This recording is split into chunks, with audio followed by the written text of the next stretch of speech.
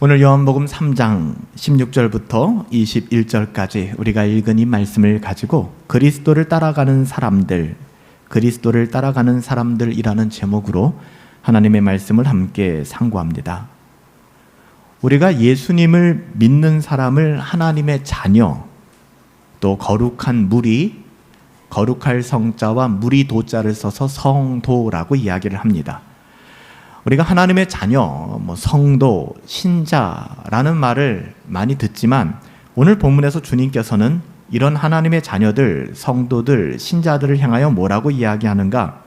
진리를 따르는 사람들이라고 이야기를 합니다. 같은 이야기예요.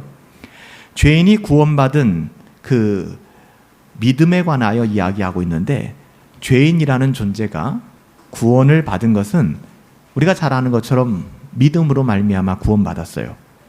이렇게 구원 얻는 믿음이라고 하는 것을 우리가 오해하기 굉장히 쉬운데, 우리의 믿는 행동으로서의 믿음을 이야기하는 게 아니라는 거죠. 내가 믿어 주었으니까 내가 구원받는다.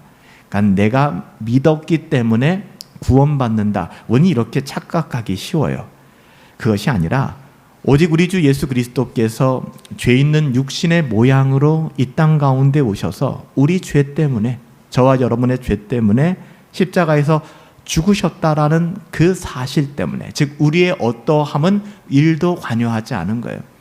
주의 그 만극하신 사랑 때문에 우리는 구원을 얻게 된 거예요.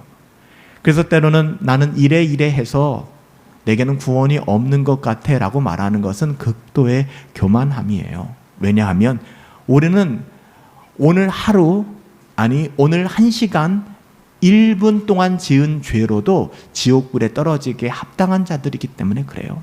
우리는 아무것도 없어요.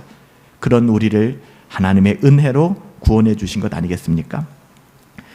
첫 번째 사람 아담이 선악과를 따먹음으로 타락한 인간은 피할 수 없는 공경, 스스로는 도저히 해결할 수 없는 어려운 난관에 빠졌다. 성경은 그렇게 이야기해요. 우리가 인간이란 어떤 존재인가, 인간에 대한, 그게 인문학이거든요. 인간이란 어디서 왔는가, 인간은 무엇을 추구하며 살아가는가, 그 휴머니즘, 또 그 인문학들. 많은 사람들은 인간 안에 있는 자유와 인간이 누릴 수 있는 수많은 것들에 대해서 이야기를 하지만 우리는 그 세상이 말하는 관점보다는 성경이 무엇이라고 이야기하고 있는가가 더 절대적으로 중요한 것, 그 맞죠? 성경은 뭐라고 얘기합니까? 첫사람 아담이라는 사람이 선악과를 따먹음으로 타락한 이래 이 땅에 존재하는 모든 아담의 후손들, 인류는 피할 수 없는 공경, 스스로는 도무지 해결할 수 없는 어려운 난관에 빠져 있다. 불행한 삶을 살아갈 수밖에 없다. 이게 성경의 증언입니다. 낙원을 잃어버렸으니까요. 파라다이스. 밀턴이 썼던 신락원, 그 낙원을 상실한 것이죠. 낙원에서 추방당한 쫓겨난 인간은 스스로의 힘으로 파라다이스를, 낙원을 건설할 수 없고 낙원으로 돌아갈 수 없게 된 것이죠. 얼마나 그 낙원을 갈망했으면 이 세상을 살아가면서도 자기만의 파라다이스를 만들려고 꿈꾸고 노력합니다. 하지만 내가 만드는 파라다이스, 낙원은 절대로 나를 만족시킬 수 없음을 우리는 너무나도 잘 알고 있어요. 우리가 내일부터 전도서 말씀을 상고하게 될 터인데, 하벨, 헛되고 헛되니 허무주의를 이야기하는 것이 아니라 이 세상에 존재하는 모든 것은 하나님의 그 영광에 비하여 정말 아침 안개 같은 것이니 거기에 연연하며 살아가지 말아라 라고 이야기하는 거예요. 인간은 이 땅 가운데 우리를 만족시킬 수 있는 파라다이스를 건설할 수가 없습니다. 지난 모든 인류의 문명사를, 여러분들 다 지식인들이니까 세계사를 공부하셨고 세계 역사를, 심지어는 요즘 예능에서도 세계사를 다루고 있지 않습니까? 여러분 어떠세요? 인류의 문명사는 인간이 말할 수 없는 번영과 진보를 이야기합니다. 어제보다는 오늘이 더 나은, 오늘보다는 내일이 더 나을 그런 번영과 진보를 만들기도 하고 누리기도 합니다. 근데 결국에 그걸 누가 허물어뜨려요? 인간이 허물어뜨립니다. 말로 형언할 수 없는 전쟁과 부패와 탐욕으로 말미암아 찾아오는 수많은 재앙들로 인하여 요즘에 일어나는 수많은 전염병들과 자연의 파괴와 전쟁의 그런 어려운 소식들, 우리가 생각했던 파라다이스라고 생각했던 그것이 송두리 이제 파괴되어 주는 것을 우리는 세계 문명사를 통하여 반복적으로 확인할 수가 있습니다. 이 세상의 제국과 한 시기를 호령하던 강대국의 역사를 살펴보세요. 페르시아 제국이 존재합니까? 로마 제국이 존재합니까? 여러분, 징기스칸 몽골 제국이 유럽을 벌벌 떨게 만들었던 존재합니까? 존재하지 않아요. 역사 속에 다 사라져갔죠. 뭔가 되는 듯 했지만, 자기를 제왕으로 섬기라 하고 신적 존재로 높이며 우상을 만들고 성벽을 쌓았지만, 만리장성을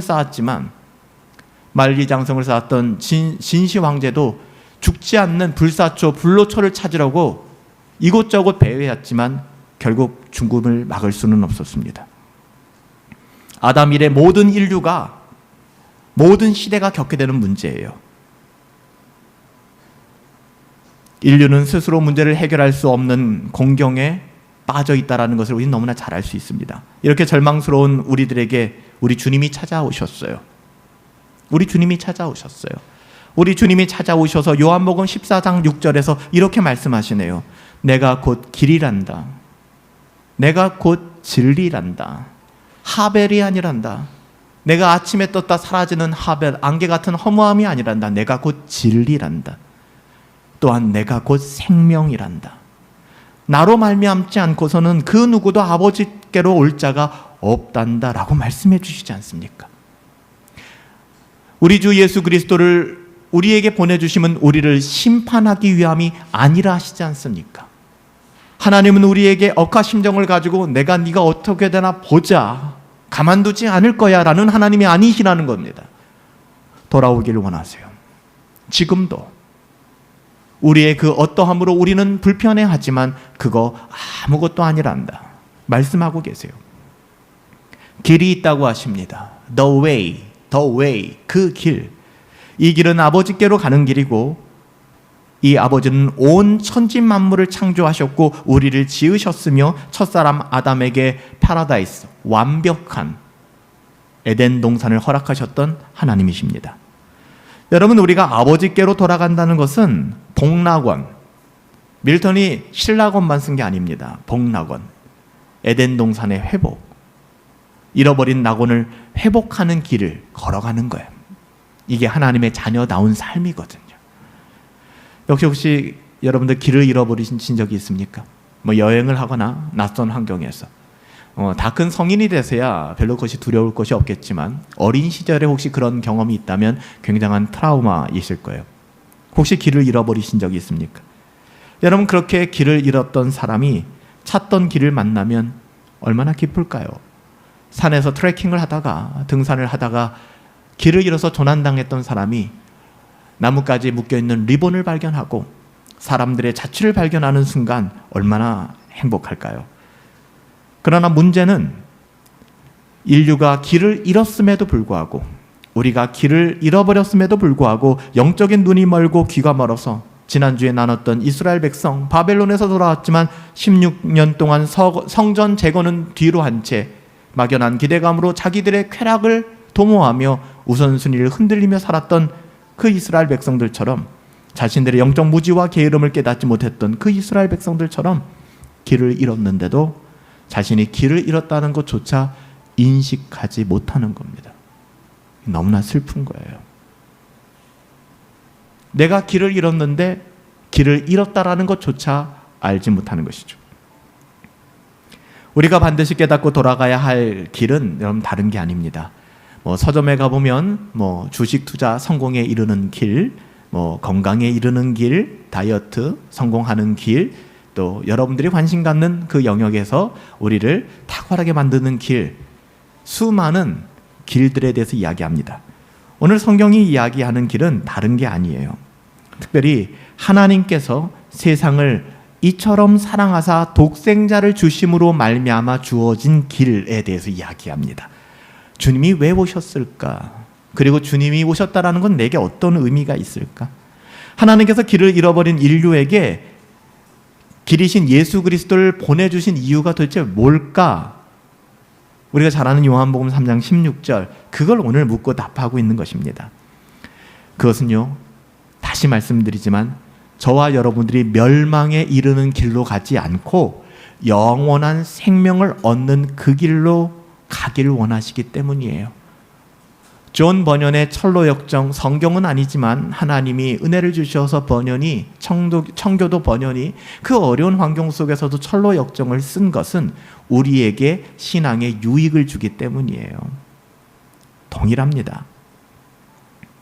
물론 그 길을 받아들이지 않고 예수 그리스도를 믿지 않는 영혼들은 이후에 어떤 심판이 오는 게 아니라 예수님을 믿지 않는다라는 그 사실 자체가 이미 유죄 판결을 받은 것이다라고 얘기하는 거예요, 법적으로.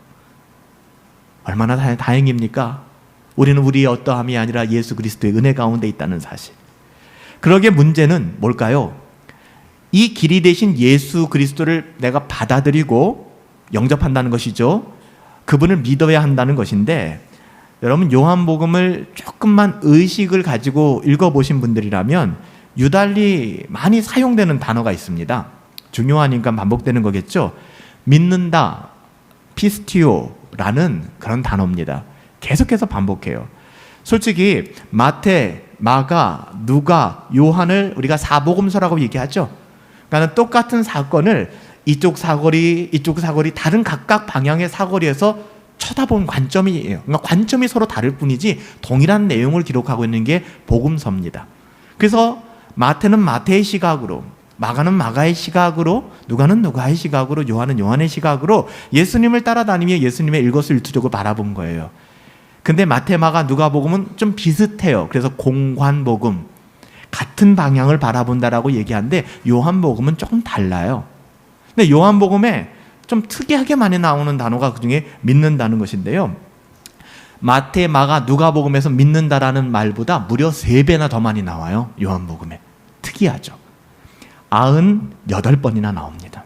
요한복음 전체에서 98번이나 동사의 형태로 믿음이라는 것까지 하면 더 많고요. 믿는다라는 동사로 98번이나 나옵니다.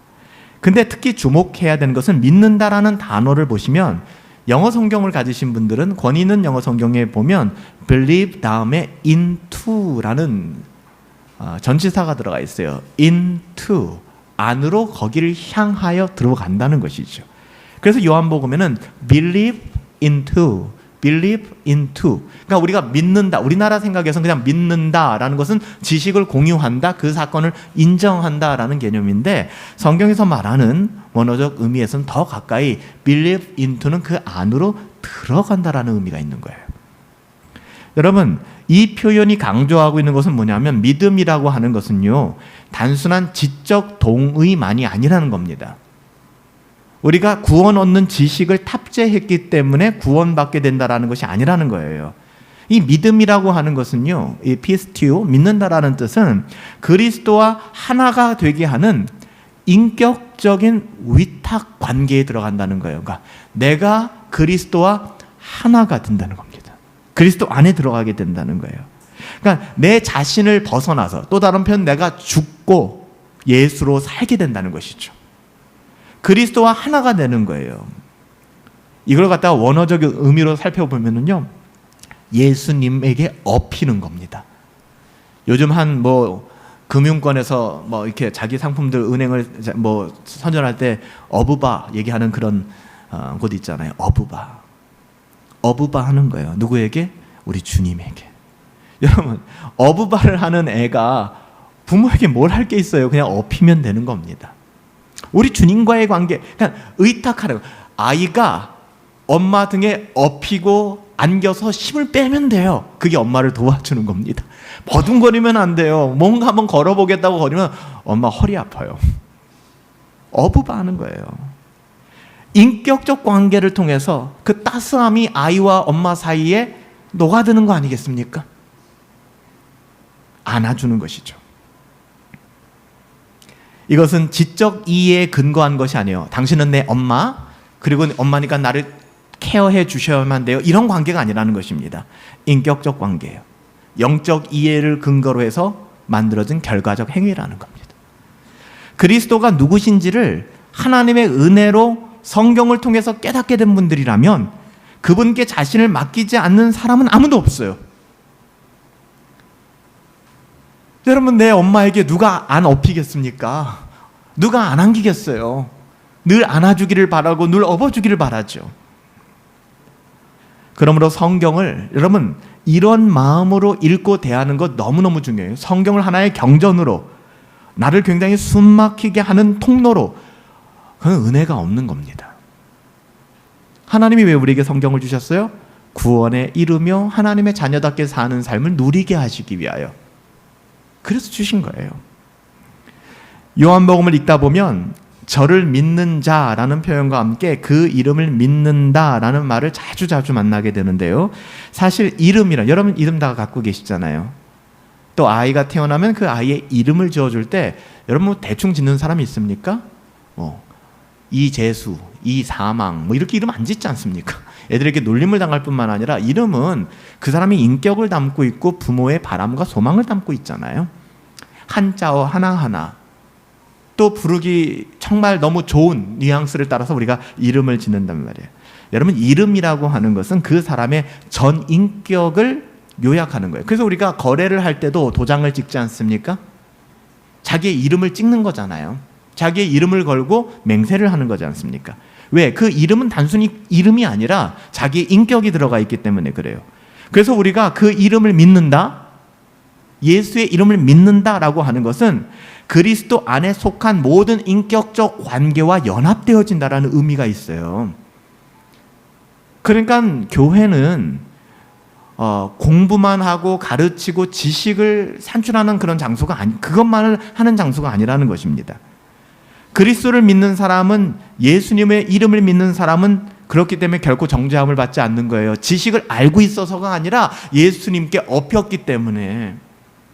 여러분, 폴리캅이 이런 고백을 했잖아요. 속사도였던 폴리캅이 자기가 힘들고 어려운 그 길을 걸어간 발자국, 바닷가에 그 발자국이 쫙 놓여져 있는데 쓸쓸하고 우울하게 자기 발자국밖에 없는 거예요. 기도하면서 하나님, 왜 힘들고 어려운 이 걸음걸음에 왜 내 발자국밖에 없나요? 주님 어디 계신가요? 요한의 제자였던 폴리갑에게 하나님이 주신 그 마음은 뭐였습니까? 내가 너를 업고 갔다는 거잖아요. 물론 성경의 내용은 아니에요. 그렇지만 요한의 제자였던, 속사도였던 폴리갑, 순교하기까지 우리 주님을 사랑했던 그는 그 은혜를 나눴다고요. 우리가 버텨내고 견뎌낸 것 같아요? 주님이 업고 가셨다고요. 이것을 깨닫게 되는 것이죠. 그렇기 때문에 이 은혜를 누리시는 분들은 자신의 그 어떠함으로 말미암아 정죄당하지 않아요. 그래서 그리스도 예수 안에 있는 자에게는 정죄함이 없는 겁니다. 예수님 밖에 계시면 수많은 정죄가 밀려오는 거예요. 하나님의 법정에서 유죄 판결을 받지 않는 우리는 칭의, 의롭다고 인정을 받은 하나님의 자녀가 되었고 멸망당하지 않는 영생을 얻게 된 것이죠. 여러분, 이 부분을 조금 더 우리가 살펴보면 오늘 본문 21절에 보시면 진리를 따르는 자, 우리를 진리를 따르는 자라고 지금 기록하고 있잖아요. 요한복음에서 강조되는 단어가 또 알레세이아라고 하는 진리입니다. 진리, 알레세이아. 이것은 단순한 지적 차원이 아닌 이 진리라고 하는 것은 유레카, 내가 이 법칙을 발견했구나, 뭐 이런 게 아닙니다. 뉴턴의 법칙을 발견했구나, 만유인력의 법칙을 이런 게 아닙니다. 하나님 자신의 인격이나 성품에 관련되어 믿을 수 있다는 의미를 포함한 것이 여기에 진리입니다. 그래서 주님께서는 내가 곧 진리요 라고 말씀하셨을 때 그 진리는 우리가 아는 철학적 사고 개념이 아니라 그리스도 자신의 인격 전체를 품고 있는 거예요. 이 기독교입니다. 성경이 말하는 진리는 우리들의 대답을 요구합니다. 그 진리, 우리 주님 우리에게 대답을 요구하세요. 그냥 나는 알았으니까 오케이 됐어, 나는 구원 받았네, 나는 됐어 라고 여기면 안 되는 거예요. 그래서 우리는 늘 복음의 통로가 되어줘야 되는 것입니다.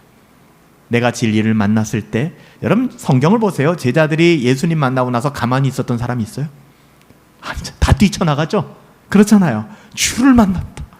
수가성의 여인, 그렇게 쓸쓸하고 우울한 삶을 살았던 수없이 남편을 받고 그리고 도덕적으로 윤리적으로 떳떳하지 못해서 사람들이 아무도 찾지 않는 장렬하는 태양이 비추는 그 정오 무렵에 나와서 물을 길러야만 했던 어둠의 자녀였던 이 수가성 여인, 그녀가 예수님을 만난 다음에 어때요? 동네로 들어가잖아요. 물동이 다 집어던지고 내가 주를 만났다, 이거예요. 제자들도 마찬가지 아닌가요? 예수님 만나고서 나는 수지 맞았어, 오케이, 나는 이제는 구원받아서 천국 가라고 머물렀던 사람은 성경에 아무도 없습니다. 진리를 깨닫게 된 사람들, 예수의 인격이 내 안에 들어오기 시작하니까 그분과 연합된 사람들, 예수의 심장이 뛰기 시작하는 거예요. 예수의 심장이 뭐예요? 독생성자 예수, 사람의 몸을 입고 이 땅 가운데 오셔서 우리를 위하여 죽기까지 사랑하셨던 그 심장이 내게 이식되어 뛰기 시작하는데 어떻게 내가 내 삶 속에 머물 수 있겠단 말입니까? 불가능해지는 거예요. 그래서 복음을 전하기 시작합니다. 전도지를 뿌리는 그런 전도뿐만 아니라 나의 삶 속에서 그리스도의 향기를 내기 시작합니다. 쟤는 뭔가 좀 달라. 이 지점에서는 사람들이 다들 자기 것 챙기는데 쟤는 되게 바보처럼 기버의 삶을 살아가네. 아니, 틀림없이 저 사람은 테이커인데 테이커 만나면 다 뺏길 텐데도 다 나눠주네. 또라이 아니야? 제정신 아닌 거 아니야? 그래요. 그렇게 살아갑니다. 제정신 아닌 거 아니야? 그걸 바꾸면 거룩이에요. 사람들과는 분리되어 살아간다. 구별된다. 이상하네. 이게 거룩이에요. 거룩은 정장 차려입고 가운 입는 게 거룩이 아닙니다. 거룩은 세상 사람들과 살아가는 방식이 다른 겁니다. 나도 저렇게 살아가고 싶다. 야, 저 사람은 정말 가치 있는 삶을 살아가고 있구나. 그러므로 오늘 본문 21절에 진리를 따르는 자라는 표현은 그리스도 안에 계시된 하나님의 진리에 대한 올바른 방식으로 응답하는 사람들을 이야기해요. 진리를 선택하고 그 진리를 나누는 사람들. 이는 그리스도의 말씀을 영접하고 그리스도 자신을 영접하는 것이며 거듭났다는 이야기예요. 왜 오늘날에 교회가 들어오면 사람들이 플래카드를 내걸고 교회 결사반대, 교회 허가내지 말아라 라고 얘기할까요? 교회가 하나 세워지면 주변에 불법 주차가 늘어가고 소음과 여러 가지, 그러니까 제가 서울에 있는 정말 제법 큰 교회 청년부에 있을 때 그 교회가 아파트 단지 끝에 있었거든요. 어쩔 수 없이 사람들이 그 아파트 단지를 통과할 수밖에 없었어요. 아파트 단지 사람들이 플래카를 내걸더라고요. 어디 교회 사람들은 다니지 말아 주십시오. 사유지입니다. 왜 이렇게까지 됐을까? 고성방가하고 쓰레기가 난무하고 자기 집도 아닌데 와서 불법 주차하고 이렇게 살아가는 거예요. 여러분, 예수를 믿는다는 것은 우리가 완벽하게 그렇게 살아갈 수는 없지만 우리가 좀 불편해도 불편을 감내하고 좀 속는 거 알죠, 여러분들? 여러분 누굴 속일 때 그 사람이 나보다 못해서 속는다고 생각하지 마세요. 때로는 속아주는 사람도 많습니다. 어리석은 사람은 나는 다 속이고 살 수 있어. 그 사람만 빼고 다 알아요. 그럼에도 그렇게 살려고 하는 것. 제가 지난 주간에 좀 여러 사역의 일들이 있고 해서 좀 전국을 돌아다녀야 됐어요. 대전을 갔다 또 대구를 갔다 부산까지 이제 운전을 해서 쭉 돌아보고 돌아왔어요. 근데 부산에서 이제 불신자들의 사역을 하시는 목사님을 만났는데 이제 그분은 기신자는 받지 않아요. 그리고 불신자들, 그래서 자기 고등학교 동기들, 대학교 때 동기들 찾아가서 관계 맺으면서 복음을 전하고 그렇게 사역을 하는 그런 귀한 사역을 하고 계세요. 근데 그분을 통해서 불신자들이 교회를 어떻게 생각하고 있는가를 전 너무 충격적으로 들었어요. 교회 다니는 사람들 거의 다 위선자들, 웃고는 있지만 뒤에서는 다 판단하고 말은 많이 하지만 결국 자기밖에는 모르고 이런 생각들에 젖어 있다는 거예요. 두려운 마음이 들었어요. 우리 성도님들이 한 주간 흩어지면서 만나는 모든 관계권 가운데 우리는 그리스도를 믿는 사람들, 그리스도와 인격적으로 결합한 사람들로서 거룩한 삶을 살아가는 사람들일까? 제일 최악의 케이스가 뭘까요? 나는 개혁신앙을 알고 있어. 개혁신앙은 1부터 A부터 G까지 이렇게 연결되고 너의 신앙은 이래서 잘못됐고 너는 이따위로 하면 안 되고. 이게 뭐 하는 겁니까? 우리가 진리를 지식으로 아는 것 너무 소중합니다. 하지만 인격적으로 주님을 만나지 못했을 때, 인격적 경험이 없을 때의 지식은 그 사람을 괴물로 만들어버리는 거예요. 그리스도 예수 안에 있는 자에게는 결코 정죄함이 없다고 했는데 가는 모든 영역마다 정죄하고, 여러분 우리가 정죄할 영역이 아니란 말입니다. 여러분 성경은 진리를 알게 된 사람은 똑똑해진다 라고 말하지 않아요. 여러분 헛똑똑이가 되셔서는 안 됩니다. 진리를 알게 된 사람은 똑똑해지는 사람이 아니에요. 칼빈을 알게 되고 바빙크를 알게 되고 에드워즈를 알게 되고 그 알아서 뭐 하려고요? 뭐라고 얘기합니까? 진리가 너희를 자유케 한다고 얘기해요. 근데 의외로 많은 분들이 지식적으로 뭔가를 쌓아갈 뿐이지 진짜 자유함이 없어요. 그러니까 나중에 자기 지식에 매몰당해가지고 허덕이며 헐떡거리는 거예요. 이도 안 되고 저도 안 되고. 여러분 진리는 힘이 있습니다. 진리는 인생을 바꾸는 능력이 있습니다. 그래서 예수님께서는 이런 진리가 우리에게 임했을 때 우리의 대답을 요구해요. 그래서 예수님이 신문 받으실 때 빌라도에게 뭐라고 말씀하셨어요? 진리에 속한 자는 내 소리를 듣게 될 것이다. 뿐만 아니라 양이라면 그 양은 그 주인의 음성을 듣게 될 것이다. 알게 될 것이다. 진리는 하나님을 아는 지식이에요. 이렇게 하나님을 바르게 아는 지식은 그 사람을 영생으로 인도합니다. 그래서 주님이 기도하실 때 요한복음 17장 3절에서 영생은 곧 유일하신 참 하나님과 그의 보내신 자 예수 그리스도를 아는 것이다 라고 말씀하셨어요. 하나님을 아는 지식, 제임스 패커가 쓴 책 제목이기도 합니다. 이 진리는 하나님을 아는 지식이 진리입니다. 거듭난 사람들을 경건하고 거룩하게 살아갈 수 있는 능력을 주십니다. 우리가 어떻게 거룩해져가고 그리스도를 닮아서 성숙해져 갈 수 있을까? 하나님의 말씀, 진리로 그렇게 된다는 거예요. 여기엔 여러분 이견이 없어요. 여러분 거룩해지길 원하세요? 예수님 닮아가길 원하세요? 하나님의 말씀 붙드세요. 하나님의 말씀. 우리 성도님들 중에서는 제가 한 주간 전도서 새벽 경건회를 딜레이 했더니 또 어떤 분들은 서로 연락해서 그 유튜브에 보면 뭐 전도서 읽어주는 그런 영상들 많거든요. 그런 걸 공유해서 읽으시더라고요. 들으시더라고요. 얼마나 복된지 모르겠어요. 갈급함이 있는 것이죠. 진리의 말씀이 없이 성화, 거룩한 삶, 하나님의 자녀다운 삶 안 돼요. 하나님의 말씀이 있어야 내가 거룩한 삶을 살아갈 수가 있어요. 하나님 말씀 없는데 거룩한 삶은 율법이거든요. 그 율법은 나를 옥죄요. 나 죽게 만들어요. 힘든 거예요. 업히세요. 주님 앞에. 하나님께 업히시라고요. 우리의 거듭남이 하나님의 살아있고 살아있는, 항상 살아있는 그 말씀으로 되듯이 우리의 성화 역시 진리의 말씀으로 가능한. 그러니까 우리가 구원은 하나님의 말씀으로 구원받았잖아요. 그렇죠? 우리의 거룩한 삶, 성화도 하나님의 말씀으로. 어쩌면 그리스도인의 삶은 진리로 시작해서 진리로 진행되고 진리로 마친다. 뭐 이게 맞는 대답일 겁니다. 우리들이 예수님을 믿고 살아가는 삶 속에서 하나님의 말씀을 가까이 하지 않고서는 하나님을 잘 믿을 수 없습니다. 하나님을 잘 믿는다. 하나님의 말씀을 가까이 하면서 살아가는 거예요. 공적 예배를 소중히 여기고 개인 경건회와 여러 가지 경건의 방편을 따라 말씀을 상고하는 것이죠. 그러므로 여러분들 내가 그리스도를 믿는다 하는 말과 그리스도를 따른다 하는 말과 우리가 하나님의 말씀을 듣고 경청하며 살아가기에 쉽습니다. 같은 말이에요.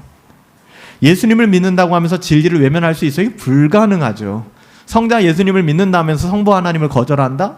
말도 안 되는 것이죠. 예수님을 믿게 되면 그 사람은 하나님의 말씀 진리를 따라 순종하게 됩니다. 반대로 얘기하면 하나님의 말씀을 듣고 순종한다고 하는 것은 그 사람은 예수님을 믿고 있다는 증거입니다. 그래서 로마서 갈라디아서가 야고보서와 싸우지 않는 거예요. 같은 말입니다. 행함이 없는 믿음은 거짓 믿음이다. 오직 믿음으로 구원받는 같은 말이에요. 이걸 분리시키려고 자꾸만 하지 마세요. 비록 여전히 연약해요. 여전히 쓰러지고 넘어져요. 그 인정하세요. 여기서 자유로울 사람은 아무도 없습니다. 하지만 예수님을 믿으면 그 사람을 지배하고 다스리는 기준이 바뀌거든요. 그건 사실이에요. 그러니까 내가 비록 내가 생각하는 합격점만큼은 들어가지 못하다 할지라도 기준은 바뀐다는 겁니다. 내 삶의 기준이 어떻게 바뀌었는지 아세요? 하나님의 말씀이 내 삶의 기준이 됩니다. 하나님의 말씀이 내 삶의 기준이 된다는 것과 내가 하나님의 말씀을 아주 그냥 100% 따라 산다는 건 별개의 얘기입니다. 그러니까 하나님의 말씀을 100% 따라 살지는 못하지만 하나님의 말씀이 나의 삶의 기준이라는 것에 대해서는 이견이 없는 겁니다. 하나님의 말씀인 진리가 내 안에 있기 때문에, 그러니까 하나님을 의식하며 살아가는 거예요. 날마다 말할 때, 행동할 때, 결정할 때, 선택할 때 하나님을 의식하며 코람돼요. 하나님이 우리의 주인 되심을 또 인정하는 겁니다. 난 청지기구나. 그러니까 날마다 나의 삶의 모든 영역에서 예수님이라면 어떻게 했을까를 막연하게 생각하는 것이 아니라 현실적으로 생각하는 겁니다. 그리고 예수님이었으니까 라고 가면 안 되는 거예요. 나도 예수님처럼 살아갈 수 있도록 은혜 주세요 매달려야 되는 겁니다. 이게 거듭난 신자의 삶이에요. 이것이 진리를 따르는 사람의 삶이기도 하고요. 하지만 오늘 19절 말씀에 보니까 주님이 이렇게 말씀하시죠. 하나님께서 빛으로 세상에 오셔서 그 빛을 비춰주셨는데 자신의 악한 행위가 드러날까 봐 두려워서 빛 대신 하나님 싫어하고 그들이 사랑하는 어둠 속으로 도망하는 사람들이 있다. 이런 사람들이 있다는, 너무 안 됐죠. 있다는 거예요. 너무 안 됐는데 교회 안에도 이런 사람들이 있을 수 있다는 것에 너무 참혹한 거예요. 다시 보세요. 하나님께서는 빛으로 이 세상에 오셔서 빛을 비춰주셨다고요. 그렇죠? 근데 자신의 악한 행위가 드러나는 거예요. 말씀을 통해서 또 여러 가지 루트를 통해서 나의 어떠함이 마구마구 드러나는 것이죠. 근데 그게 회개하고 돌아오면 큰 은혜가 되는데 두려운 거예요. 그러니까는 빛을 싫어하게 되는 거예요. 불 꺼. 나 빛 싫어. 그만해. 율법적으로 나 그만 정죄해. 율법 아닌데. 그만 정죄해. 그리고 어떻게 해요? 자기가 그토록 사랑하는 어둠 속으로 들어가 문을 걸어 잠그는 것이죠. 너무 비참한 거예요. 하나님의 은혜를 알지 못하는 사람들은 자기의 행위가 악하기 때문에 진리의 빛이 자기를 비추는 걸 싫어합니다. 우리는 달라야 된다는 거예요. 우리는 하나님을 아는 사람들이잖아요. 하나님의 은혜의 빛이 들어온 사람들이잖아요. 어둠 속으로 숨지 마시라는 겁니다. 절대로 그러지 마세요. 자기 자신의 더러움이 다 폭로될 걸 두려워하는 거예요. 정죄당할까 봐, 평가당할까 봐. 그래서 결국은 그들이 빛보다 어둠을 더 사랑한다는 것을 그들의 태도로서 증명하기 시작하죠. 예배를 멀리하고 마음을 나눌 수 있는 기도 모임이나 소그룹을 싫어하고 자기의 어떠함만을 따라 또 나에게 일어나는 모든 일들, 우리 가정에 일어나는 모든 일들을 양파 껍질 싸듯이 다 싸매기 시작합니다. 왜? 판단받기 두렵고 평가되기 두렵고 정죄받을까 봐. 은혜가 없는 분들이 아니라 은혜를 누리지를 못하시는 분들이에요. 은혜가 뭔지를 안다면 양파 껍질 같은 내 모든 껍질을 다 벗기고 빛 가운데 나오게 될 거예요. 사람의 눈이 두렵지 않은 것은 하나님의 시선을 의식하기 때문입니다. 그렇지 않고 빛 가운데 거부감을 가진 사람들은 어둠 속에 들어가 경건을 추구하지 않아요. 왜? 경건을 추구하면 추구할수록, 아마 철로역정을 읽으신 분들은 아실 거예요. 다시 상기되셨을 거예요. 크리스찬이 성경을 읽고 경건한 삶을 살아가면 살아갈수록 등의 짐이 더 무거워졌어요. 단순한 1차원적인 생각으로 이 짐 무거워지는 게 싫으니까 그냥 성경책을 덮어버리는 것이죠. 너무 불행하지 않습니까? 예수 믿는 자의 참 기쁨과 행복을 그래서 누리지를 못하는 거예요. 많은 사람들이 어둠 속에 머물러 있음에도 불구하고 저와 여러분들은 그 어떤 환경과 상황 속에서 진리를 따라 살아가는 사람들 맞으시죠? 그러셔야죠. 우리는 예수 가족들이고 하나님의 자녀들이니까. 하나님의 독생자의 이름을 믿는 사람들이시잖아요. 그러기에 빛 대신 그리스도를 사모하고 그분의 은혜를 갈망하시는 분들이잖아요. 그런 저와 여러분들을 오늘 성경이 그리스도의 진리를 따라 살아가는 사람들이다 라고 얘기하는 것입니다.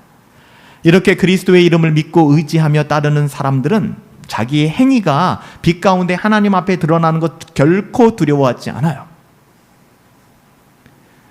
어떻게 될까요? 성도 안에서 순전한 나눔이 가능해집니다. 나는 내 생각을 가지고 저 사람의 생각을 간파하면서 내가 그럴듯하게 나누는 모임이 되지 않습니다. 소그룹 모임이 더 깊어집니다.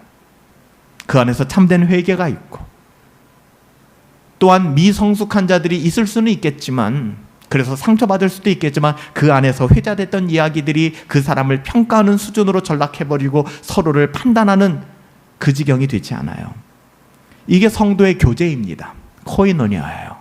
자기 것을 자기 것으로 주장하지 않고 그 마음을 나눌 수 있는 것. 왜냐하면 그들은 하나님의 은혜를 알고 누리며 살아가는 사람들이기 때문에, 다른 거 없어요.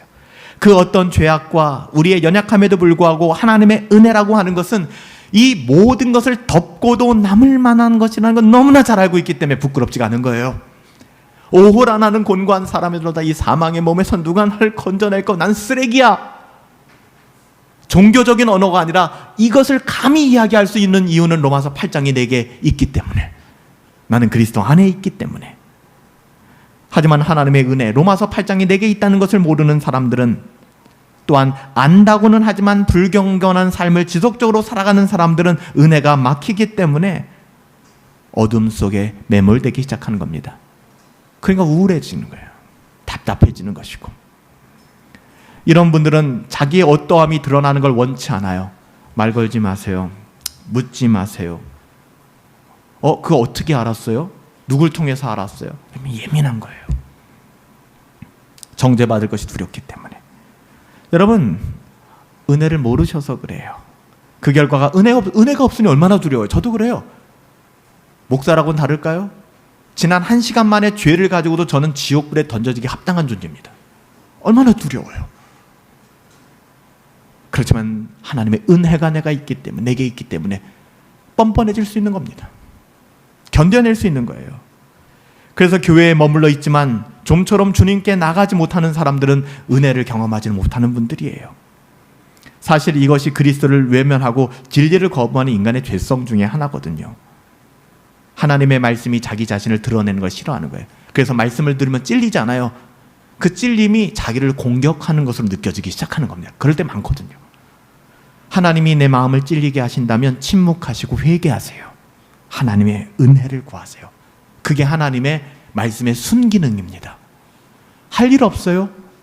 목사가 왜 사람들 모아놓고 그 사람들을 지지고 볶고 정죄합니까? 그럴 만한 자격도 없고 그럴 이유도 없어요. 때로는 누군가를 통해서 내가 정죄감을 받을 때가 있어요. 저도. 그러면 회개합니다. 그리고 하나님과의 관계에서 그것을 풀고 다시 실학과 기쁨과 즐거움의 은혜를 구하죠. 여러분들, 우리는 하나님의 은혜를 진정으로 아는 사람들이에요. 전 그거 믿습니다. 여러분, 하나님의 은혜를 아시는 분들이잖아요. 은혜 밖에 있는 분들 이 가운데 한 분도 없다고 저는 믿습니다. 여러분 다 하나님의 은혜를 받은 분들이세요. 단지 누리지 못하시는 분들은 계실 수 있지만 하나님의 은혜 가운데 있는 분들이세요. 그렇기 때문에 하나님의 말씀이 여러분의 영혼을 비추고 여러분의 삶을 터치할 때 두려워하지 마세요. 두려워하지 마세요. 날마다 하나님의 말씀 앞에 무릎 꿇으시길 바라요. 학계 시대의 사람들처럼 우선순위 잃어버린 채 그냥 막연한 신앙 언어로 자기를 변명하고 설명하고 무뎌진 마음으로 하나님의 말씀을 자신 밖으로 그냥 밀어버리지 마세요. 은혜의 자리로 나오세요, 여러분들. 은혜의 자리로 우리 나오십시다. 하나님께서 우리에게 특별한 은혜로 우리의 영혼을 새롭게 해주실 걸 기대하세요. 여러분, 오늘 이 시간 여러분 안에 이런 성향, 혹시 이런 어두움이 있는지 한번 점검해 보셨으면 좋겠어요. 스스로 그냥 잠시 동안. 여러분은 빛 대신 주님께서 여러분 안에 오셔서 여러분의 모든 생각과 동기를 다 드러내 주시고 밝게 보여주시기를 원하십니까? 아니면 그것 자체가 몹시 두렵고 불편할 뿐인가요? 여러분, 이거 아는 걸 굉장히 중요합니다. 내가 어떤 상황인지 알아야 진단이 돼야 치료가 될 거 아니에요. 가장 무서운 거는 난 괜찮아, 별일 없이 산다, 난 문제 없어. 아니거든요. 우리의 삶에 크고 작은 여러 어려움들, 부끄러움이 있을 것입니다. 그러나 진리를 따르는 사람들은 우리 주님께서 그것조차 주의 의로움으로 다 가려주시고 업어주시고 그걸 알아요. 그러니 눈물이 날 수밖에 없는 것이죠. 그 엄마의 사랑이 얼마나 컸는지 아이들이 알게 된다면 청소년기를 걷고 크면서 막말하고 대들고 하지만 금지옥엽 어떻게 그렇죠. 뭐 자매님들 출산하신 분들 많으시지 않습니까? 장년들. 저도 그 출산 과정들을 잘 지켜보면서 여자로서 한 여인이 자신의 모든 것을 다 포기하고 아이를 출산, 그 고통뿐만이 아니거든요. 그걸 다 감내한다는 것. 그 자식들이 알까요? 알아야겠죠. 그래서 내 부모를 공경하라 하는 의미도 들어가는 겁니다. 배은망덕하면 안 되잖아요. 진리를 따르는 사람은 자기의 행위가 하나님 안에서 온전히 해석되어지고 비춰지길 원하는 사람들이에요. 여러분 아시죠? 제가 여러분 겁박하거나 협박하는 게 아니잖아요. 언젠가 우리는 주님 앞에 벌거벗은 자로 설 겁니다. 저도.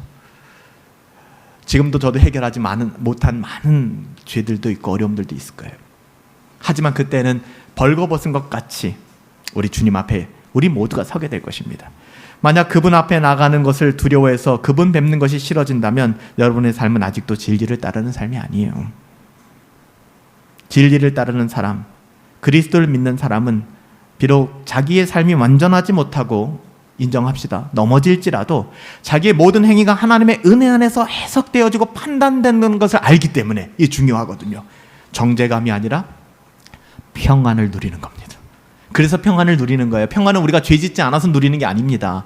종교적 의무를 감당해서 누리는 게 아니에요. 나 이만큼 했으니까 내 마음 평안해. 거짓 평안입니다. 그래서 오늘 21절에 뭐라고 얘기하는 거예요? 진리를 따르는 자는 빛으로 오나니 이는 그 행위가 하나님 안에서 행한 것임을 나타내려 함이라. 하나님의 은혜의 필터, 하나님의 빛의 필터로 다 걸러지는 것입니다. 아주 순전하게. 우리는 진리를 따르고 있나요? 아니면은 그 진리를 여전히 불편하고 숨막히고 답답하게 생각하고 있나요? 여러분은 여러분의 모든 행위와 동기와 숨은 뜻이 주님 앞에 다 드러나기를 원하시나요? 아니면 그렇게 해서는 안 될 만한 삶을 아직도 감추시며 살아가고 있나요? 우리가 빛으로 오신 주님을 받아들이거나 거부하거나 상관없이 우리는 언젠가 주님 앞에 서게 될 겁니다. 그건 변하지 않아요. 그때를 준비하는 사람이 진짜 지혜로운 것이죠. 세상에 하벨 헛되고 헛되니 해 아래서 뜨거운 장렬하는 태양 아래서 바람을 잡는 것 같이 헛되도다. 그런 인생 사시면 안 되잖아요. 그 지혜로운 사람이 아니잖아요. 지혜로운 사람은 미래를 내다보고 준비하는 사람들 아니겠습니까? 근데 영원한 미래를 세상에 썩어질 어떠함을 넘어서서 준비하는 사람들이 하나님의 자녀들이에요. 여러분 우리가 가야 되는 길이 있어요. 우리가 살 길이 있습니다. 길과 진리가 되시는 예수 그리스도께 가까이 나가십시다. 그 진리가 하나님 은혜 주셔서 우리를 진짜 자유롭게 할 겁니다.